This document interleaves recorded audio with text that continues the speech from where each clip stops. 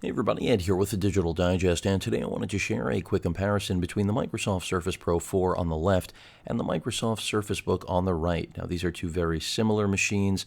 Of course, the Surface Pro line always being about, at least from Microsoft's perspective, the tablet that can replace your laptop. And now, with its 4th gen maturity and multitude of different configurations, starting at $899 and going all the way up above $3,000 US, you can be assured they've accomplished exactly that. Remember, 12.3-inch display here, whereas the Surface Book, which starts at $1499 US and also goes above $3,000 with its integrated GPU and highest spec configurations, offers basically the exact same internals outside of that optional dedicated GPU that I mentioned in the top-of-the-line models, but in a larger form factor.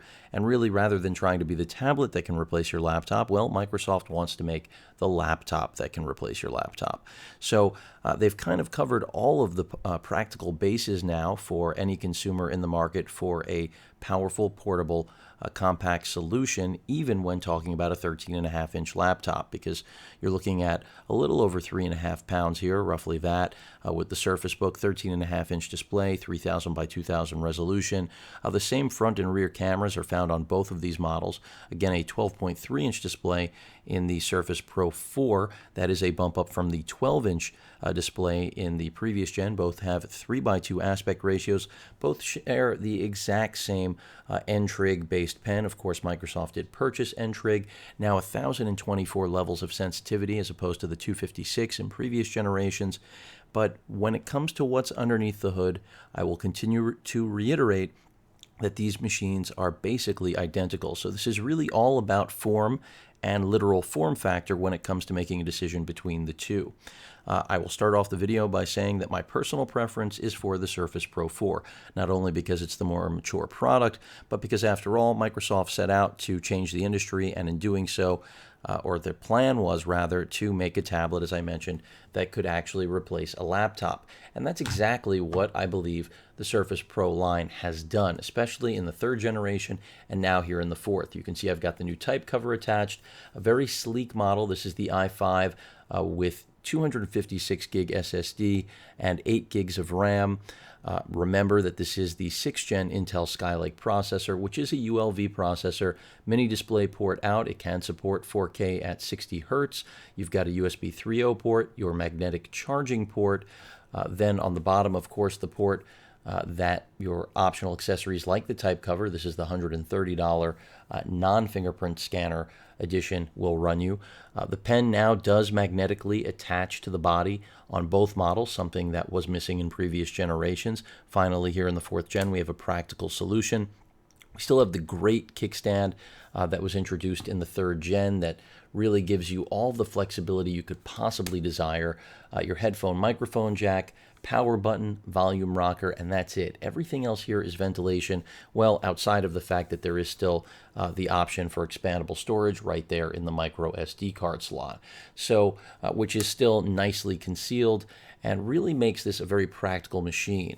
5 megapixel front-facing camera on this, 8 megapixel on the back. Windows Hello will automatically recognize and unlock the system based on the user that it's been paired with.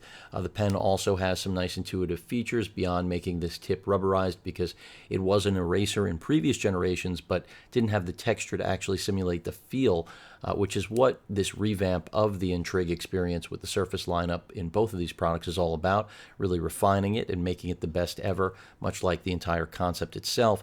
Microsoft pulled that off, so this rubbery texture now feels natural when erasing text on screen. Single press brings up OneNote, double press will give you Cortana, a long press will give you Cortana search capability, and then a double press will do a screenshot. So just working on functionality, and that's something that Microsoft really took from the ground up with the entire Surface Pro line and really just built upon. When I step over to the Surface Book, on the other hand, we have a 1st gen product, completely different, at least in terms of looks and form factor, because here with the Surface Pro, again, only a 12.3-inch display, and basically the same resolution when it comes to actual DPI. So even though 3000 by 2000 and only a little over 2K here in the Surface Pro 4, when you get to pixel density, they are a wash. The same applies to the brightness of of both screens, and Microsoft has introduced their Pixel Sense technology, at least that's what it's been dubbed, for the displays, which is a revamp from the clear type that they leaned on for many years. Now, at first glance, remember, the Surface Pro 4 does share the exact same Intel, low voltage processors that the Surface Pro 4 line carries. Big difference again is the form factor. As I mentioned at the beginning of the video, if you're looking for a laptop that has looks and power, but respect the fact that this is an Ultrabook at the end of the day, then you are going to be very pleased with what you are getting here. It's built well, battery life is solid. I didn't mention, but the Surface Pro 4, you're looking at roughly 6 to 7 hours. I would say you could crank more out of it if you really were to take things to an extreme when it comes to power saving.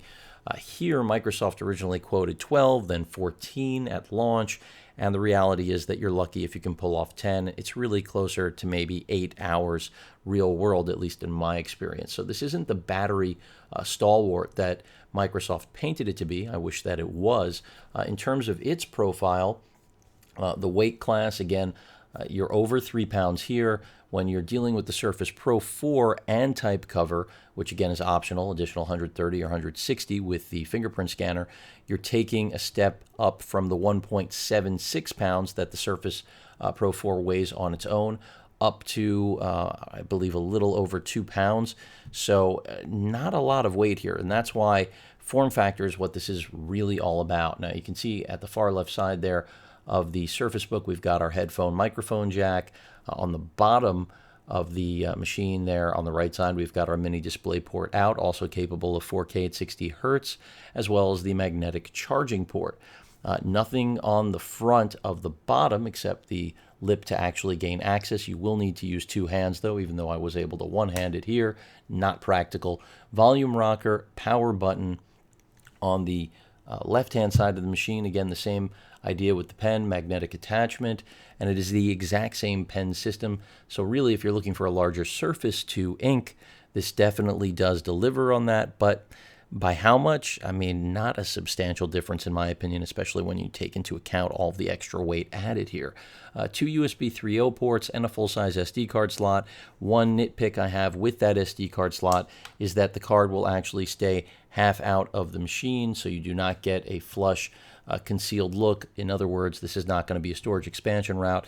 In fact, it's not even going to be a clean look, and that's something I would have liked to have seen. I mean, if they were really that tight on space in here, then maybe they should have reconsidered the full-size SD card slot altogether and just given us another hidden micro SD card somewhere on the machine. You can see the hinge here, custom designed for this unit, both in terms of aesthetic and functionality. And what that allows us to do is undock this 13.5-inch screen. By the way, all of the innards of the machine, much like the Surface Pro 4 and every Surface before it, are in the tablet itself. So the only thing in this bottom half of the machine, besides the ports that I've shown you, is really the battery. And then if you opt for a more expensive model, of course, you will have that NVIDIA GPU, which sports a single gig of dedicated video RAM. Now, is that going to make this a gaming machine? Absolutely not. Will it make it more capable of gaming than a Surface Pro 4? Definitely. But by what standard? Roughly twice the amount. But keep in mind that that's twice the amount of already very meager gaming performance. You know, whether we're talking about old titles, things that are highly optimized, that's where this machine will be able to run things, I would say, in a more palatable way than you'll get with the Surface Pro 4. But if you're looking to game, neither of these machines should be on your short list, simply because at the price you're spending for the gaming versions of the Surface Book, you can easily buy a gaming laptop that will make this look like a slug. It won't necessarily have the looks and flexibility and pen input and build quality that the Surface Book carries, but if aesthetic is your only purpose, then the Surface Book will accomplish that, and you certainly are paying for it, again, at the $1,500 to almost, well, I said above $3,000 mark, depending on the configuration.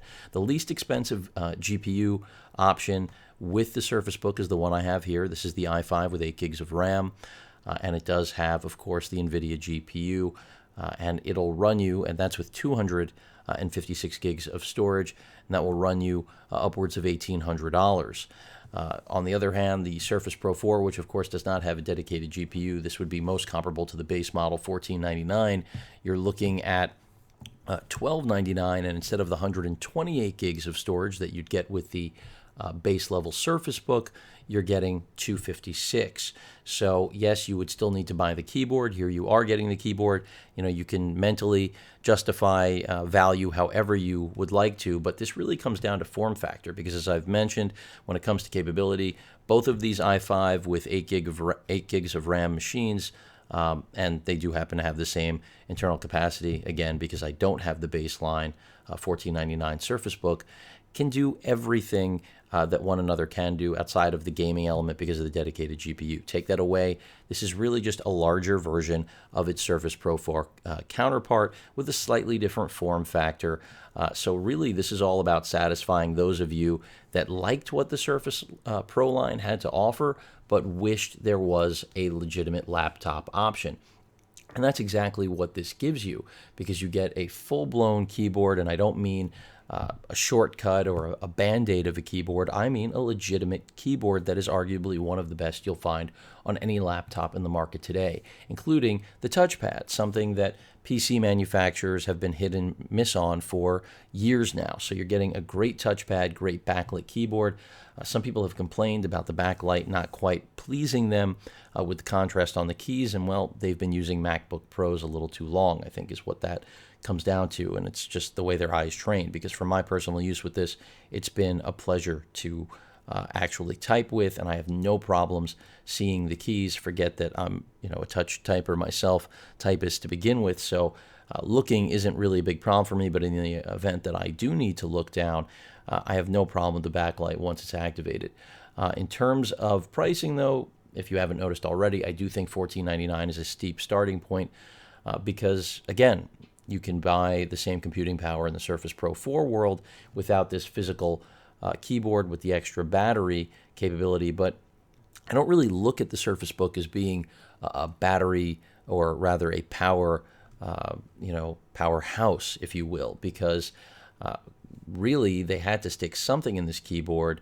And because we have a larger, higher res display on the Surface Book, it makes sense that there would be a larger battery in tow than what the Surface Pro 4 would need to have in order to drive a similar experience. Now, you do have a limited range of motion in terms of how far this display can actually move. You're seeing it here altogether.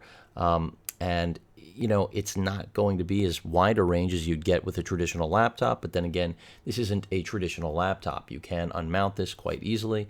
I'm going to go ahead and power up the machine, and basically, it's as simple as hitting this button here and removing it.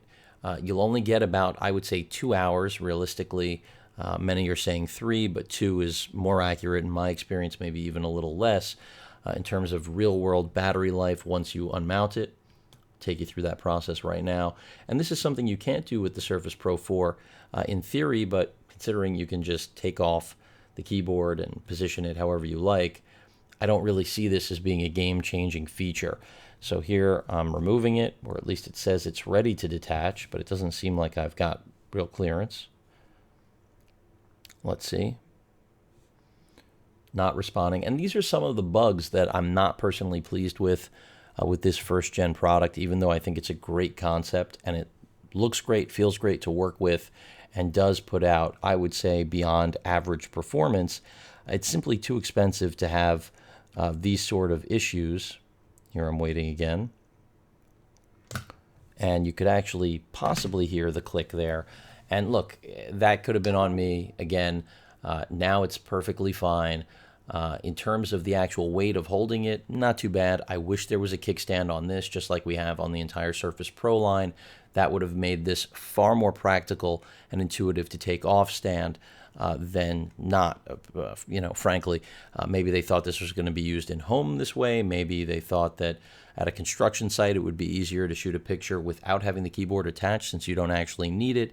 And that's an area or instance where you can respect the fact that the battery life isn't going to carry you through a workday. But incredibly thin, the engineering is amazing here. It does get a little bit loud when it's pushed, so does the Surface Pro 4, about the same exact volume level. When it comes to speaker quality, both are on point. Both, I would say, best in class for their Ultrabook status. Of course, the Surface Book far more of an Ultrabook at heart, considering we have a hybrid here with the keyboard, physical keyboard, giant touchpad, and then this floating 13.5-inch screen. 3:2 aspect ratio on both of these displays, which is going to make consuming content in portrait or landscape, I would say, an easier or more pleasurable experience overall. That's my best way of putting it. But the Surface Book really is a step in the right direction for Microsoft. As I mentioned at the beginning of the video, if you didn't like the option of having a tablet to replace your laptop, you now can simply get a laptop. Whether or not you'll care that it can double as a tablet is another story, but I think that was Microsoft directly acknowledging that as great as it is to have a touchscreen laptop, which almost every PC manufacturer these days has that option for additional cost. It used to be built in, now it's additional. They realize that some people don't care about it. Microsoft clearly made the decision that if we're going to make it touchscreen, if we're going to have an N-Trig pen, then we may as well make it also capable of detaching and still being the tablet that consumers expect to be able to interact with, so that they're not always stuck in laptop mode and wondering why they'd want to go to touch the screen rather than use this great keyboard and touchpad that they've been blessed with here in the Surface Book lineup.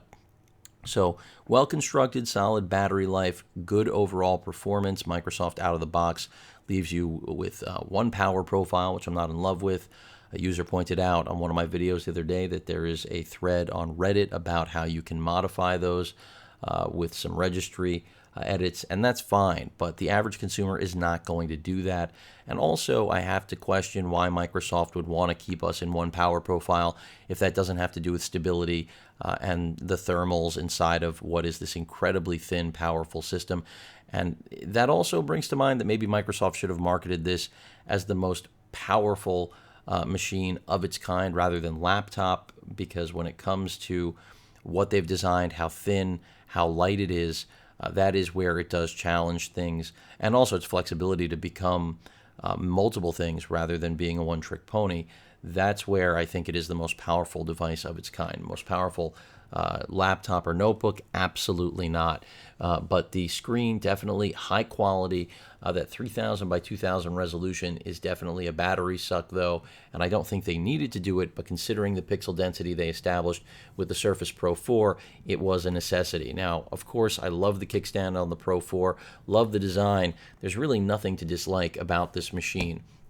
The revamped keyboard is a tremendous improvement, in my opinion, really not comparable in any form or fashion to what you're dealing with in the Surface Pro 1 or 2 versions. The third gen, of course, close to this, but doesn't have the island-style keyboard, which you also have here in the Surface Book. So that's not surprising either. They share even more in common. As I try to line this up properly so you can get a good look, a full look at these displays side by side and bring up some comparable content. I'll jump over to ESPN so that you can just see exactly what that looks like on each machine. Speaker pop just happening on the Surface Book. I'm sure most of you probably did not pick that up on my microphone, but I wanted to make you aware anyway. Let me also get this kickstand down a little bit lower so it's basically on par with where the angling is for the Surface Book right now, and that looks about right. Make this full screen, if it permits me. Get rid of that ad. Thanks, ESPN, for being annoying. And there you have it. So the same web page being displayed on both of these devices. You can see the footprint difference. I've already discussed the weight difference, the battery life performance difference when it comes to inking these screens, exactly the same, as long as we're talking about the same processors from one machine to the other. You know, if you're working with the M3 version of the Surface Pro 4, of course the competency is not going to be similar to even the base model of the Surface Book. The backlit typing experience on both of these is very good, so don't think that the type cover is not fully functional. Again, this is the best type cover Microsoft has ever made, and in my opinion, is really the more impressive compliment than making a great physical keyboard, because I feel like anyone could do that, and in fact, that's why so many consumers feel like what they're looking at here on the right is straight out of the Apple playbook. I don't think it is. I think they've made a completely unique product that, while it may have some design cues that remind you of it, that's simply because Apple has done such a good job at making one of the best keyboards trackpad combos out there. The fact that Microsoft has been able to put their own spin on it does not mean that it's a duplicate. In fact, nothing about the Surface Book speaks to duplicate, except for maybe of machines of days past, hybrid Ultrabooks that failed with detachable displays. That's really what I think of more of Microsoft, maybe, I don't want to say copying, but borrowing conceptual ideas from other manufacturers as opposed to Apple. I mean, if you're giving Apple credit for the keyboard, you've completely missed the entire premise of the Surface Book. The Surface Pro 4, on the other hand, again, nothing like it. I may not love the felt finish on the type cover, but the maturation of it to a fully functioning keyboard that's actually a pleasure to type on rather than a compromise speaks volumes about how far things have come and what a polished product it is. Again, both have the same cameras, both front and rear. It's really just all a matter of form factor, folks, and pricing. What is your budget? As I mentioned, a lot of users are going to see the physical keyboard, extra battery, which again I think is really only to match the extra screen, because, I mean, if it had the same size battery as the Surface Pro 4, who knows what kind of meager battery life it would sport. But because it's got that additional battery and possibly the additional GPU, if you opt to spend for it, then you also have a machine that's capable of very light gaming, which is more than what the Surface Pro 4 and its Intel 520 chipset with the i5 configuration is capable of. Even if you step up to the i7 with the Iris solution, it's still not going to be able to do what the NVIDIA dedicated solution in the Surface Book will be capable of. But again, let's put this on an appropriate scale. It still will not be a true gaming machine, and it certainly will have a little more oomph when it comes to dealing with applications that can actually make use of that GPU and offset some of the performance demanded from the CPU. But those are rare occasions, I think, for the majority of Surface Pro 4 or Surface Book shoppers, and that's why I want to point that out. So again, it's really all about form factor and budget. In my opinion, the better value also happens to be the better product, simply because it's more mature. The screen, at least to my eyes, looks slightly better on the Surface Pro 4 than it does on the Surface Book. Can't quite put my finger on it, but that tends to be the case. Let me make sure that this brightness is all the way up. It is not. It is now at 100%. I'm pretty sure I already have the Surface Pro 4. Yep, 100%. And still, it doesn't change anything. I mean, I just pumped up brightness. Both of these, by the way, get incredibly bright. For those of you that are curious, that is not a problem for either machine. And again, the inking experience, if you're talking about i5, 8 gigs of RAM, the exact same. You're not going to see a difference in performance. There won't be any lag in rendering what you're drawing. So that same smooth, refined, now 1024 level experience, I really do love. It's one of the biggest improvements in the Surface Pro 4, and of course, one of the most welcome attributes of what Microsoft touts as the most powerful laptop on the market here in the Surface Book offering. Again, for me personally, the Pro 4 is where it's at. It's more compact, it's more lightweight, and if that's what we've been after from the very beginning, then that is where the concept is realized, and in a practical way. This isn't just a proof anymore. This is the real deal. The Surface Book, on the other hand, I see as something that's going to mature, get better, and become a far more practical option. And people are going to be more willing, even though it has sold out for the most part here since launch, be even more willing to look in its direction once they hear about small issues, things that are a nuisance rather than a game breaker, being rectified, and then also feedback from customers over the course of the next 6 to 8 months, basically identifying clear problems that, as much R&D as you ever do, can't usually cover. And that's what's happened with the Surface Pro 4. Almost every improvement has been a reaction to customer feedback, whether it was the larger screen, having backwards compatibility with the very expensive accessories like the docking system and now the type cover. As I mentioned, the type cover 4 here can work with the Surface Pro 3 line. So Microsoft clearly aware of trying to make customers happy and achieve the best balance of profitability and overall quality in what they build for us in both packages. The difference is here, definitely a larger risk being taken, first-time product. The price is higher. I imagine in the second gen we might see a $1,200 version as the base product. Maybe not start with an i5, maybe bring in the M3, but in that next gen where it'll be a more powerful low voltage chip than what it serves to do in the Surface Pro 4 line now, which is really be the fanless, most quiet option that doesn't gain anything in battery life, but really just saves you $100, which I don't see as a great value. But consumers who don't want to hear their tablet and really don't plan to do anything but light computing probably will be satisfied with. Both touchpads are really responsive. If I haven't mentioned that already, there's no question the one on the Surface Book is best in class. The one on the type cover, on the other hand, is best in class for something, well, that quite frankly is so thin. I mean, you have to remember how thin this is, and then if I were to bring up the actual keyboard for the Surface Book, I'll do that side by side right now. And again, that'll reiterate to all of you what this form factor is really all about. It's just amazing. And see how I can do this here, because the Surface Book does have some weight to it. I've got the pen attached. Let's remove that. Take one obstacle out of the mix. And you'll see these machines side by side right now. So not only is it the weight, but also how much space is that going to take up in your bag? And I know in just about any circumstance, if you told me that both of these have the same processing power, computational capability, and the only real difference is that the Surface Book has a larger screen, slightly larger battery life, the physical keyboard, and an additional USB port and SD card reader, but lacks the micro, I might wonder what the appeal was. And that's really where I'm at here at this point in the review, is that if that's what you're after for the additional money being spent on the Surface Book, then it absolutely is a justifiable purchase for those of you that must have those things. But otherwise, considering the Surface Pro 4 on the left is just as versatile, as the Surface Book without the NVIDIA GPU, but even with the NVIDIA GPU, it's just a mild difference.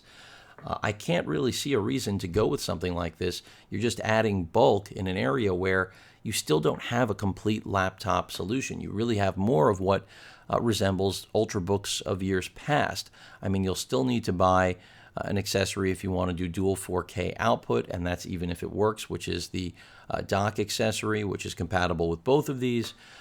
You're still missing an Ethernet port, which you'll need a dongle and adapter for that to go to USB Ethernet, and that'll still be a bottleneck because USB 3.0, of course, is not as fast as a gigabit Ethernet port.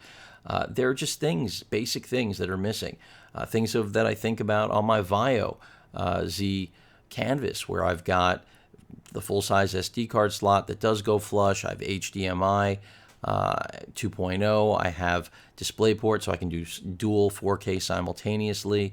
I've also got two USB 3.0 ports, so I really don't run into a lot of the problems that even after I've spent all this money on the Surface Book, I have something that looks a lot like a laptop, but still feels a lot more like the Surface Pro 4 because it doesn't really bring that much more to the table. I would say the most prominent thing is really the physical keyboard and just the extra, not even, a little over an inch that it provides in screen real estate. And keep in mind, both of these are scaled because the reality was if we ran these at native resolution, they would look terrible. They would be too small, and the 3:2 aspect ratio wouldn't do them any service either. So again, this was supposed to be a quick comparison. As usual, my channel, I would love for everything to be quick, but in life, when you're spending this kind of money, when you're making decisions that will affect your life as a student, as a professional, whatever it may be, it's critical. And anyone who follows my channel and subscribes knows that I like to compare things as I see fit as a consumer myself, not just as someone who's reviewing products. And for me personally, While the Surface Book looked great at launch, the concept is fantastic. I'll be waiting for the second generation. There's not enough here. It's a very good step forward. For a first offering, it's hard to do much better than they had. For example, if the Surface Pro line had never launched and this was where they started, people would have been amazed. But when I see that basically we're just looking at a larger Surface Pro 4 without the kickstand and just a larger battery because we have a bigger display and an extra USB port, a full-size SD card slot that I'm not in love with. The performance, by the way, is fine. Read-write performance is right where it should be. But to not be concealed, to have to worry that the SD card's going to come out, snag things, it's really meant to be removed. It's not meant to be in there for a permanent period, if that's what you desire, which I think is a design flaw. The issues with the locking mechanism, both of these have popping audio issues, at least my units. Hopefully that could be resolved with a driver. It may be hardware. There's nothing really firm on that. It's happened in previous generations of the Surface lineup with really no fix in sight. You can cross-reference as much as you like on the internet. That's what you're going to find. So at the end of the day, it really boils down to whether you want the laptop form factor or the tablet form factor that can emulate the laptop, I would say, as well as anything ever has, almost perfectly. Of course, it's nice to have that physical keyboard, but the fact that the tablet portion of this really can't act as a standalone device, I think, is one of the biggest hindrances to the Surface Book out of the box in this first generation. I think that if it had the capability of the Surface Pro 4 standalone and then the actual keyboard attachment was more of an accessory rather than part of its entire identity and selling point, it would have made for a much stronger, well-suited offering for that additional premium, because then you would really be getting more for your money. Instead, I'm left feeling like they just blew this thing up and stuck it on a keyboard and slapped a much higher starting price on it. Because again, $12.99 versus $14.99, and even though you won't need this, maybe you already, or you may need this is what I meant to say, maybe you already have one or are buying a discounted previous generation type Cover Pro 3. If that's the case, then we're still not quite where we are at with this, and this is still, even though it looks like a laptop, as I mentioned before, still really doesn't give you everything that a traditional Ultrabook would, even though you can separate that 13.5-inch screen. You do have impeccable build quality and a revamped pen system that's best in class, other than, again, my Vio Z Canvas, which outperforms it just because it's using the same N-Trig system, but with a much more powerful quad-core, even though it's 4th-gen Intel processor. It's just in a different class altogether. I think 15-watt chip, 15-watt chip, and then the Vio Z is a 46-watt. I mean, you cannot compare those, and that's not just on a power consumption level. It's raw computing performance. Granted, many applications only lean on dual, and that's why, or even single, and that's why both of these machines can live happily in the world and deal with AutoCAD, 3D modeling, as long as you have the 8 gig version of the Surface Pro 4 with the i5. Microsoft claims you need the i7, but I can assure you that since they also claim the i5 with 8 gigs, the base model of the Surface Book is capable, and they share the exact same components, you're not going to run into a problem if you have the Surface Pro 4 with the i5 8 gig 256 SSD configuration. So both are great options. You can't go wrong with either one, but I closed this review with really how I opened it. On the left, we have what Microsoft has been selling now in its 4th generation as the tablet that can replace your laptop. And then on the right, we have somewhat of an ironic, confusing offering, to me at least personally, as a Surface Pro fan and believer from the beginning, because it did push the industry.